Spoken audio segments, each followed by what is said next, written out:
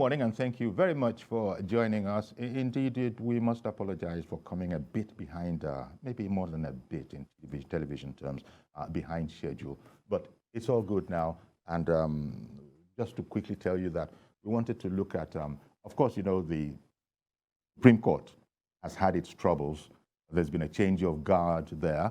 But notwithstanding that change of guard, the resignation of Justice Tanko Mohammed, and indeed the taking over of Justice Olukayode Ariwola, the Senate of the Federal Republic still has determined that it is going to, it has to probe the affairs of the Supreme Court. We'll be meeting up, in fact, with the Senate, the chairman of the Senate Committee on Judiciary, Human Rights, and Legal Matters. That is Senator Opeyemi Bamidele shortly. But just before then, here's a report on the subject matter.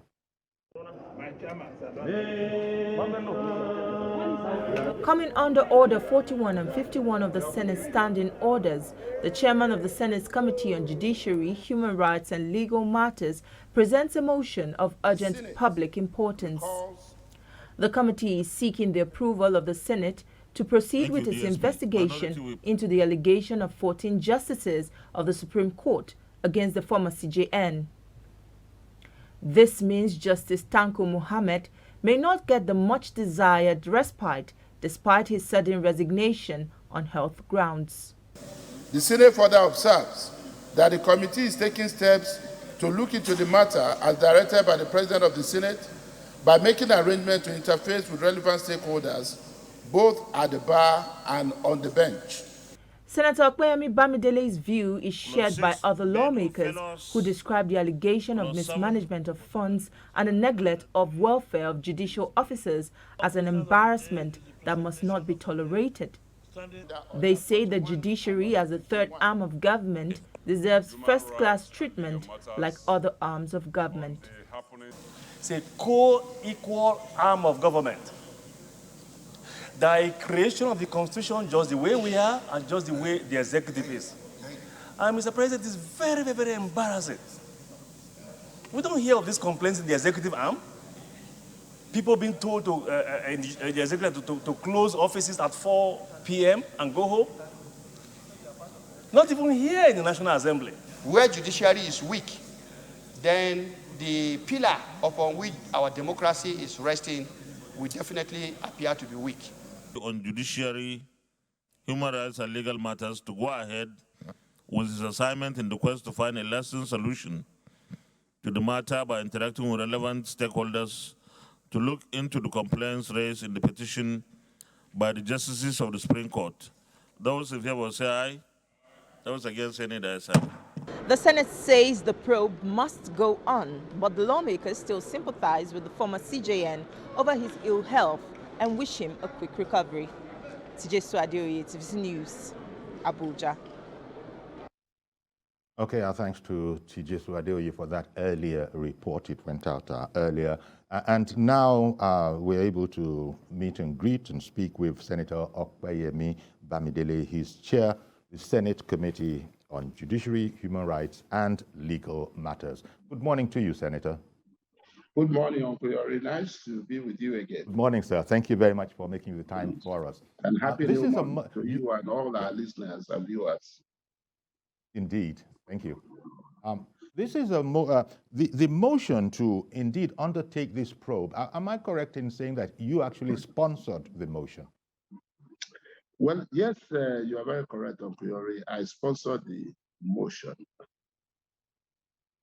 Okay. And can one go as far as trying to understand it, say that the apex court, the Supreme Court, is about to undergo some probe or investigations from you on allegations of corruption? Well, thank you, Uncle Yori. And I think that's a good starting point because it's important for the public to really understand what we're trying to do. What we're trying to do cannot be described as a probe. And when a day after the motion was moved, and we discussed this on the floor of the parliament, I saw the way the media reported it. I was a bit concerned, and my colleagues in the Senate were also concerned. What we sought out to do, and which we are about to do, is not a probe of the judiciary, because some media reports simply were to the effect that we're trying to probe the judiciary on the allegation of corruption. What we're trying to do is much more comprehensive, and it is not aimed at probing the judiciary. To begin with, the judiciary itself is another arm of government, which has a way of regulating its own conduct, and activities. What is at play here is, what is constitutionally understood to be the kind of checks and balances that need to exist while upholding the principle, the settled principle of separation of powers among the three arms of government. Basically, what we're trying to do was something that was commenced by the judiciary itself. 14 justices of the Supreme Court got together, wrote a letter, raised some major complaints. And of course, shortly after that, we saw a situation where the Chief Justice of Nigeria, the Honorable, my Lord, Honorable Justice Tanko Muhammad, put in his resignation on health ground. And of course, we all felt for him in that regard. And part of the purport of the motion was for us institutionally as a Senate to also wish him well in his retirement. However, it's also important to emphasize that it is our belief and conviction that Justice Tanko Muhammad, having left, having stepped aside, the issues remained with us. Please note, Uncle Yori, before my Lord, the 14 justices even wrote their letter, there had been issues that needed to be addressed. And then, of course, the letter written by my Lord further brought to the fore the urgent need to address these issues in order to ensure that the judiciary itself does not shut down as an institution, because that is the bastion of our democracy. It's the last hope of the common man, and it's also the arbiter, even between the two major principal arms of government that run the government, the executive and the legislature. So we felt that there's a need for us to be the catalyst, in ensuring that all critical stakeholders on the bench, stakeholders at the bar, as well as stakeholders in the three arms of government that have things to do with ensuring the independence of the judiciary and including the fiscal, financial independence of the judiciary. All of us come together to ensure that we are able to look into these issues and find out the short-term, the medium-term, and the long-term measures that need to be taken to ensure that we are able to arrest, the crisis bedeviling our judiciary. Indeed. Senator, you just looking at the words you used there, excuse me, I get the impression that you're concerned that this is a very serious matter. Since you said one of the things you want to prevent as a body is that the Supreme Court does not shut down. That seems to me, yes. It seems to me that having surveyed it, you're a lawyer yourself, you know the implications of all of these things. It's that serious, if not addressed. Yes. Basically, we are on the same page on this, and a lot of stakeholders within the judiciary themselves, understand what we're trying to do. Uncle Yori, it is not customary. It is something extremely unusual for justices of the Supreme Court to come together and write a letter, even though we were told that the letter eventually or suddenly leaked. it wasn't meant for public consumption. But by whatever means, the letter, got leaked and it came into public domain. This is something very unusual. So for our justices to do something like that, it means it has gotten to a critical point. And anything beyond this point, of course, can mean the beginning of a shutdown. So I use the word shutdown, very deliberately and consciously. And if you are already at a point where justices of the Supreme Court are told, for instance, that you only have within the hours of 8 a.m. and 4 p.m. to work. By 4 p.m., you need to close because we are not going to have diesel. We can't run the generator. And in the absence of electricity, it means you cannot do anything.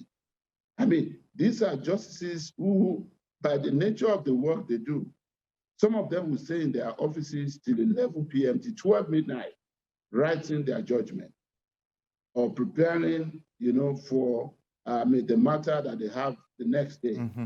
It's as good as they don't even have working hours. Mind you, even if they close at 4 p.m., they still have to do what they have to do anyway. So they go home. At home, it means that generator that they couldn't run in the office, they will now have to run their own individual generators. Of course, their family members are there, mm-hmm. whether they even have the matter to prepare for or not. Mm-hmm. They need to run their generators anyway. Mm-hmm. And they are not in a position, to have enough diesel to run the generator.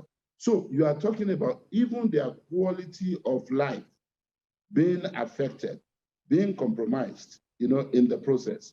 So a lot of things are wrong. Does the judiciary have enough money to even run? Let's also take it beyond money. Even the little that goes to the judiciary, how is it managed? So there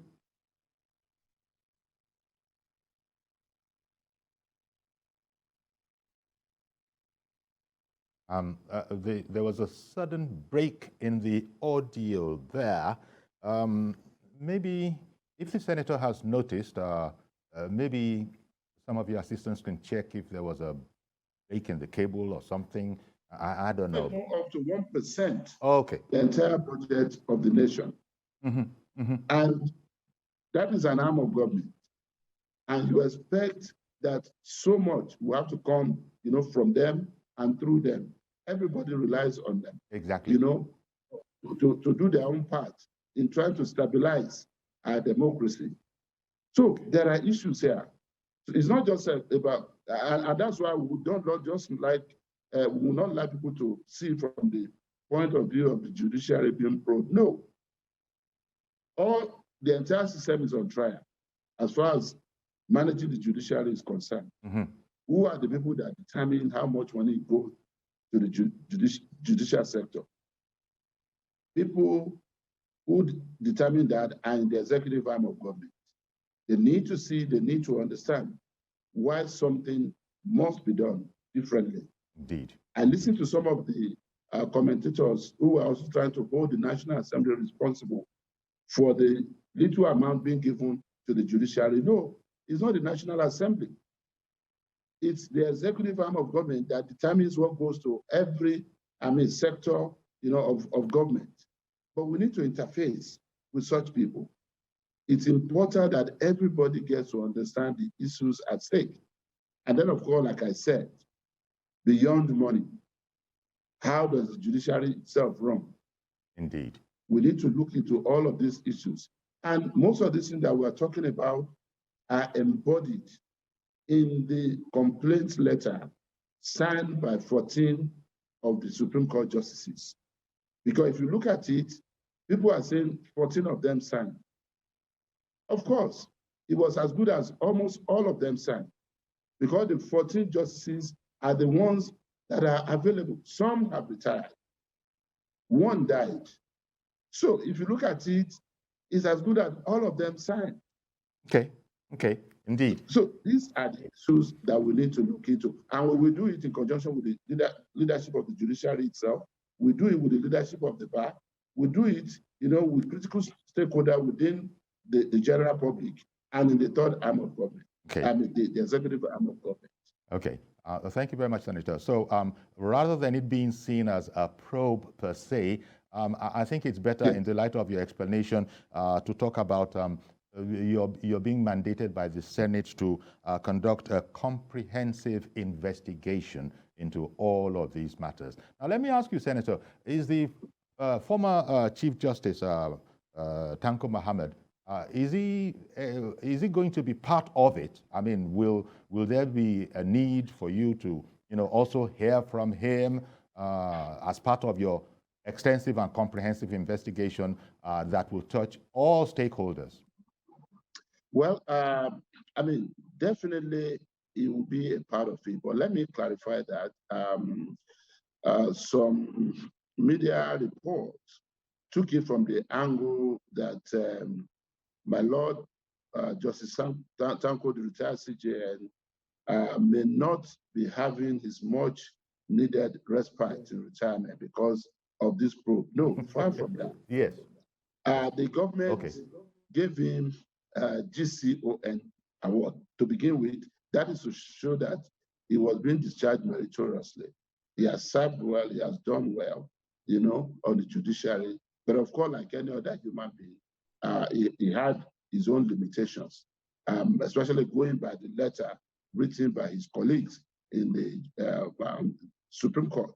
But here is the point. The man has retired and he needs to have his peace and enjoy his peace and respite in his retirement. But does that mean we will not call on him to also be a part of this? No, we will call on him. But we'll be calling on Justice Tanko in the same way we will call on my Lord Justice Mahmoud as a retired CJN.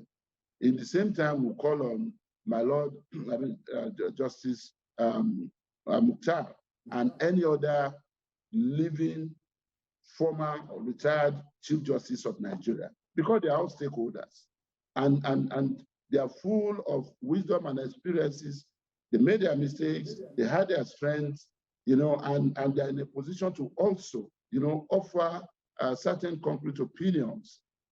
Because at the end of the day, part of what we are trying to do, as was spelled out in our motion, is to be able to aggregate views, opinions, and positions that will ensure that we are all able, to decisively address the crisis facing the judiciary. So, to the extent that he's a stakeholder, even as a retired CJN, he will be involved in whatever we are doing as a stakeholder. Okay, I can begin to see here the extensiveness of the investigations that your committee will be conducting, especially as it also, will include living former chief justices, because they know the system and they'll be able to give perspective, perhaps on what should be and what obtained, and you can probably now compare that with where we are now. I see that your work is cut out for you. By the way, do you have any kind of a time frame as to how long this will take, as a sort of intermediary question before we go on to other things?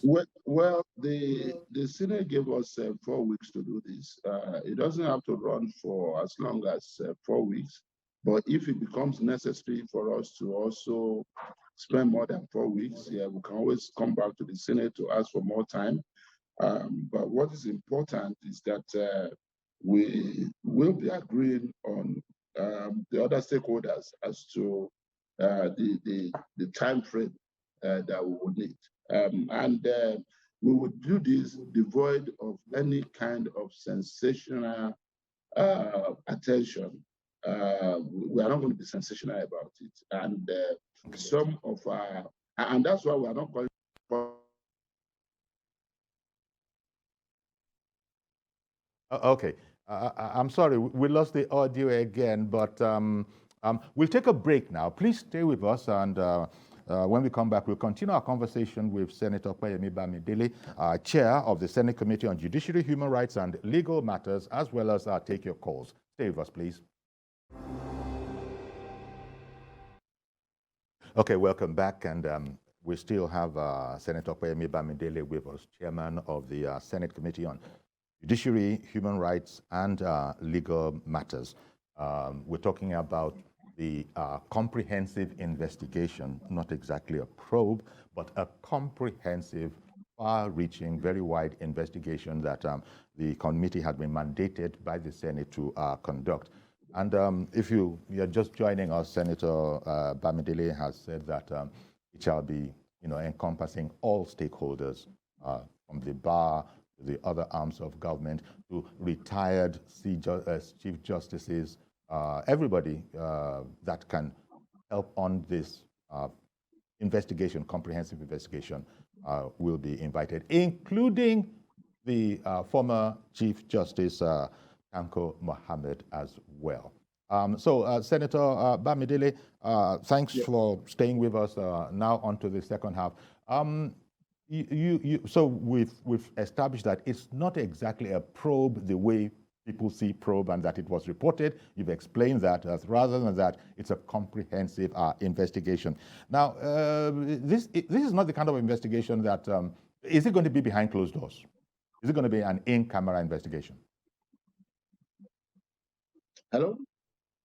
Okay, I was asking, is this going to be a closed door investigation? Can you hear me?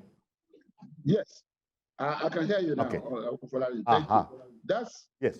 actually part of what I was trying to explain before we had the audio challenge. Okay. I was trying to explain that we are going to do this devoid of any form of sensational approach. The judiciary is a very peculiar institution, and we need to handle this with all the care and caution and discernment that is required. We want people to be able to address us and address the issues in a way that they are not too concerned about who is listening. And we also want them to see the sincerity in what we're trying to do. So a lot of the meetings we are going to be having, we actually will be behind closed doors.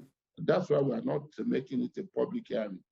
But at the end of the day, of course, we'll have our report ready and we'll come into public domain, no doubt about that. But the approach will be to have closed door meetings as much as possible. Okay, then. A call has come in. Senator, we'll take a call from Mr. George, calling in from Ikeja. Good morning, Mr. George. Go ahead now, please. Okay, thank you, Uncle. Good morning to you and good morning to the distinguished senator. Uncle, good morning, sir. The issue at stake, in my view, is a matter for the judiciary. The corruption aspect of the allegation ought to be referred, if it must be investigated, ought to be referred to the security agencies. What the Senate is trying to do, in my view, is not constitutionally allowed. I remember there is what we know as the National Judicial Council, which is like a regulatory body in the judiciary. This type of allegation ought to be referred to that council. It is when it goes beyond that council that other agencies, which should actually be the executive, should be involved. I remember the Senate itself made a law. The National Assembly made a law which the judiciary challenged. We were talking about, it was about this Electoral Act. And the National Assembly insisted that it is their responsibility to make laws and that the judiciary has no right to question the laws that they are making. An ordinary observer will ask the judiciary of Koyori that we have been seeing the staff of National Assembly protesting that their entitlements are not given to them. Would they expect the judiciary to come and ask the President of the Senate, who is the chairman of National Assembly, that we want to probe you because your staff are complaining of corruption and not, it will amount to... Okay, let me put the point to Senator Bamidele. Thank you very much, Mr. George. Senator, you heard the question. It was a question very well. and remarks. Okay. I heard the question, and my quick response to that is there's nothing the legislature is doing in that regard that is unconstitutional or that is outside of our constitutional mandate. And the judiciary itself knows that. The Constitution provides for an oversight authority. In any case, when we talk about oversight, the judiciary itself performs an oversight authority over both the legislature as well as the executive. I mean, these are two different arms of government, and that was why I talked about. I mean, interfacing between the settled principle of separation of powers as well as the principle of checks and balances. Checks and balances is what is enshrined in our Constitution through the oversight authority.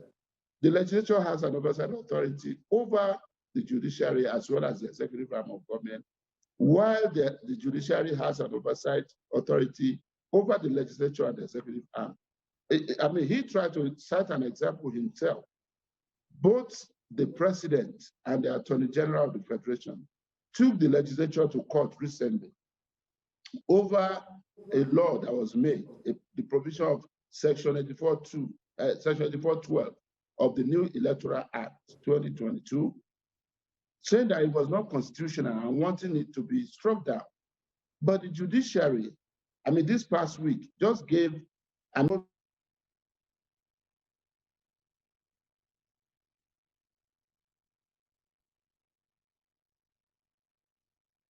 legislature was and upheld the law.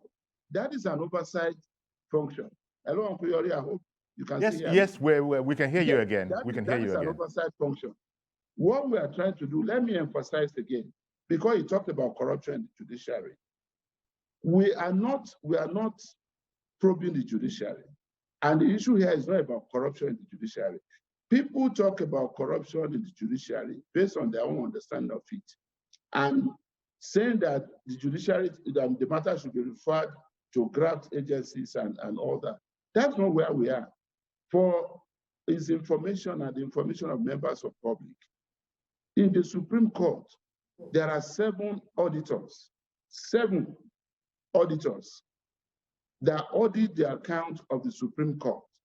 So the issue here is not about money being stolen. It's not about corruption. What the other justices were complaining about is prioritization and the need to reprioritize.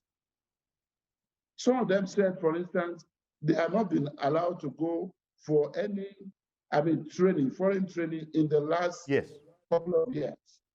There is a lot of issues that will border on how even the little money that goes to the judiciary is prioritized. And these are things that can be better resolved by the stakeholders themselves at the prompting. All right. One moment, please, Senator. I beg your pardon for interrupting. Senator, I beg your pardon for interrupting because we have another caller who's been waiting for quite a while. Good morning, Mazio Korafo in Arochukwu. Good morning, sir. Good morning, Honorable Senator. Good morning, sir. The reality of life.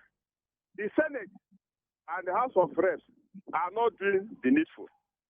What am I saying? Every day we'll be hearing that they are probing this, probing that, at the end of the day, they will no answer. We will not see a situation. We will not even see the rightful answer, what they are probing for. Now you ask yourself, all the past, when they say they are going to do investigation of universities and the rest, where is the report? And we are coming about the judicial because it just happened now. All these things are just buying time and killing time and deceiving Nigerians. We want is dividends for democracy. Dividends for democracy. I'm asking the Honorable Senator then. All this is what we're talking about the judiciary. What is happening with the ASU people that are on strike, the students? What are you people doing? Are you people not aware? Are people, most of these students, the undergraduates are not taking drugs. They are all our children. And other members are there. We have seen the high rate of crime increasing in Nigeria. Judiciary are probing. What happened to the Judicial Council? We heard about when the judicial workers were complaining. What is the outcome? The governors have they settled to make it work, give them nothing. Every day, pro, without no result. Why are are the National Assembly members deceiving us. Okay, Mazi Okorafo, thank you, sir. Let me put the question to the distinguished senator. He's apprehensive that there have been a number of investigations. I don't want to use the word probe. And there hasn't seemed to be any sort of feedback as to a decisive conclusion. I think his concern, I can't speak for him, might be that, are we sure this will not go the same way? Well, thank you, Uncle Yori, and I thank him for his observation too. But we need to put these issues in perspectives. Yes, unfortunately, our students are home, and I don't think any sane person in government will be happy about it. In the ways that we can intervene as a National Assembly, we have been trying to intervene. We have had some form of interface with the people who run the education sector, of the government, including even, the Honorable Minister of Education, as well as other stakeholders. And I know the House of Reps at some point also even held meetings with ASU and some other stakeholders. NAN's delegation were in the Senate, and people are taking different steps. And as far as we are concerned, part of what we're also offering to do is to also work with the executive arm of government to see how, by way of some legislative intervention and budgetary provisions, some of the issues being raised by ASU can be addressed. Unfortunately, the way government runs is such that we cannot afford to play to the gallery. We cannot run government on pages of newspapers and on television so that just to be able to convince people that something is being done. I don't think anyone is happy at this development. Okay, one other caller has called, sorry, Senator. Another caller, Elder David, has called in from Alimosho. Go ahead, sir. Thank you very much, Yori. Okay. Yes. Good morning, sir. Good morning, Elder David. Please go ahead Yori. now. God bless you, sir. All right, sir. With due respect to our respected senator, what he said is very correct. That they are not probing; they are looking to the issue. Continue, please. Well? We are hearing you perfectly. What he said is very correct. They are looking.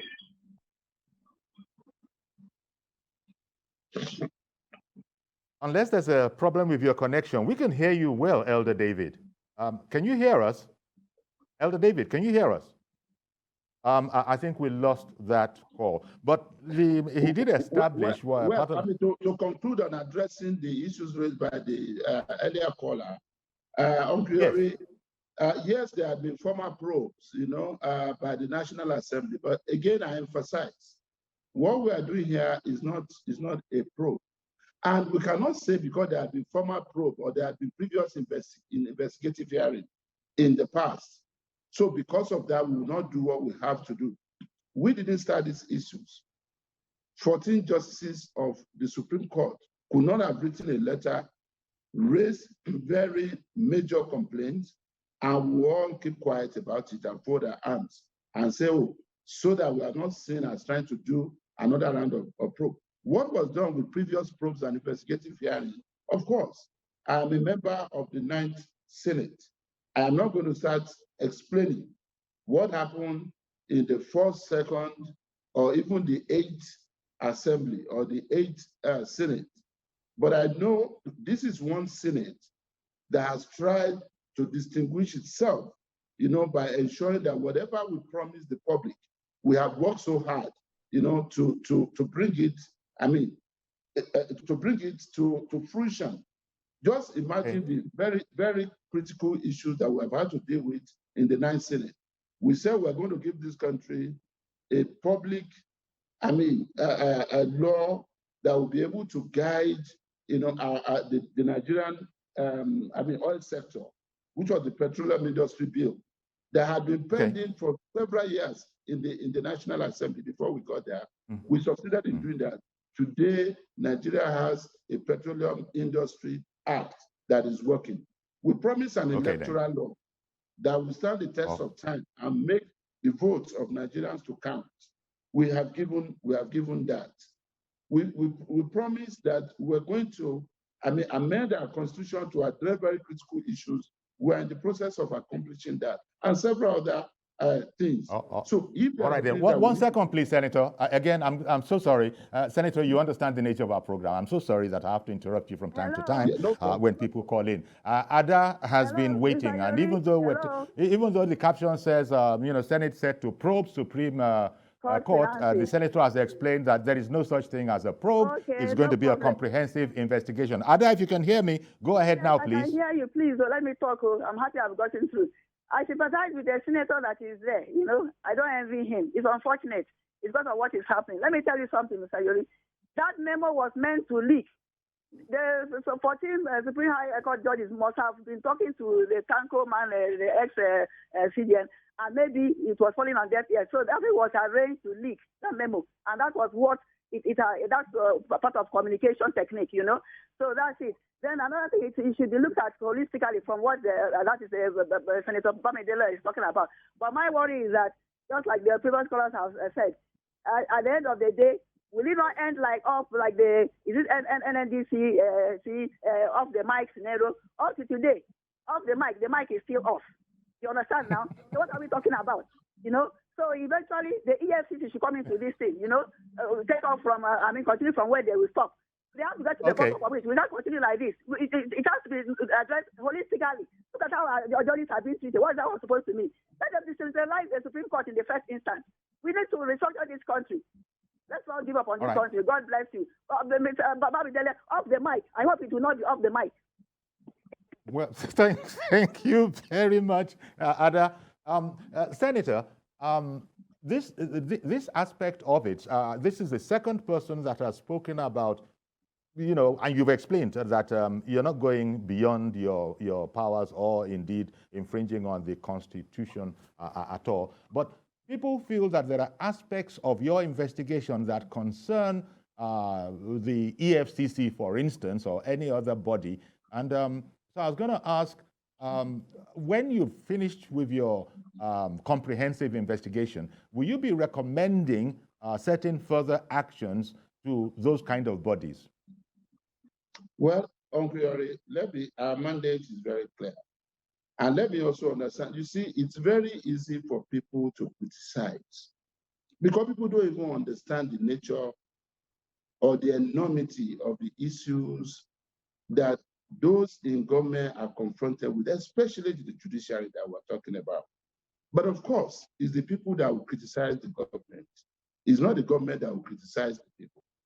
It is the people that can dissolve the government. The government cannot dissolve the people. That is settled. And that's why anyone who chooses to serve in whatever manner, in whatever arm of government, must just be ready, for public critique and be ready to offer reasonable and necessary explanation at every point in time, even if it means repeating the same thing. You won't say, because I explained this last week, or I just explained it. You have to just begin to explain it all over again. But I assure you, this exercise will not end in the same way that people fear it might end. Oh, yes, you see it for a few weeks, or you bring stakeholders together, you write your report. At the end of the day, nothing becomes of that report, nothing happens. Okay. Let me quickly. Let us also appreciate the fact that the new CJN, the acting CJN, my Lord Justice Kayode Ariwola, led his colleagues in raising this complaint.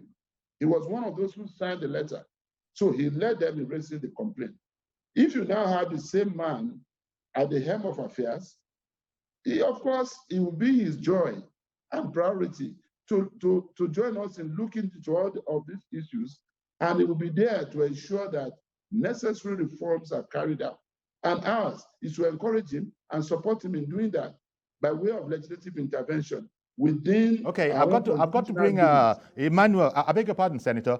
Emmanuel in Otokpo, Benue State has called in. Good morning, Mr. Emmanuel. Good morning, Uncle Yori. Go ahead, sir. Greetings to the Senator. Good morning, sir.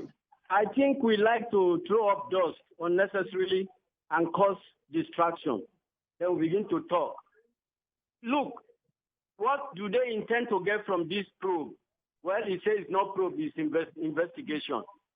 We have been doing so many of such, and we have not really come to any headway. I want to warn that if you live in a glass house, you don't throw stones. The country is synonymous with corruption. Everywhere there is corruption. And this country cannot grow like this. Now, the senators, the National Assembly generally, they should not start what they may not be able to finish. He who comes to equity must come with clean hands. So the country is riddled with corruption. And I pray that God will give us a headway eventually by giving us the best of leaders. God bless Nigeria. Thank you very much, Mr. Emmanuel, calling in from Otokpo in Benue State. Distinguished Senator Bamidele, we have just about a minute left, and these are big comments, remarks, questions that are being asked. Could you please try and put it into maybe the next 60 seconds, your concluding remarks on this? Well, Uncle Yori, I just want to say that these views are well taken, but it's important that people will also understand the challenges that people in government are faced with. And it is true, he who comes into equity must come with clean hands, but it's very easy. Wait, there are issues, and there will continue to be challenges. We will continue to make laws and amend our laws based on circumstances. Otherwise, there will be no need for parliament. The only reason you have a parliament is that you continue to have issues to deal with. You continue to have laws to make based on realities and challenges in the society. And I emphasize again, what should be our major preoccupation is how to help stabilize the judiciary, how to ensure its independence, how to ensure that the judiciary has enough resources to operate according to global best practice standard. When we spend all the time trying to criticize our judiciary, trying to condemn our judiciary as being corrupt, it shows that a lot of people don't even understand the inner workings of the judiciary and what is going on there. Okay, Senator, we're going to have to leave it there. I beg your pardon, yes, Senator, but I want to thank you very much. Our judicial officers are complaining. The last time their salaries and emoluments were reviewed was in 2008. So we are saying for 14 years, people have been on the same salary. That is the only sector where people don't get promoted every year. Well, Senator, thank you very much. Senator Bamidele, you know how we go. So thank you very much for making the time for us this morning, Senator, and also explaining some of these things to us. Most important, I think, is the clarification you made that you don't want people to see it as a probe. Rather, it's a comprehensive investigation that will be undertaken. When are you taking off? When is work starting, or has it started already?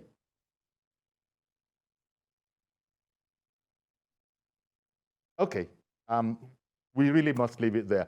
But thank you very much once again, Senator Bamidele. That's our program today. Please join us tomorrow. Well, actually, that's Monday. Every Friday, tomorrow is Monday to us because that's the next day we do the show. Please join us then. In the meantime, have a great weekend. I'm Yori Fulani. Bye-bye for now.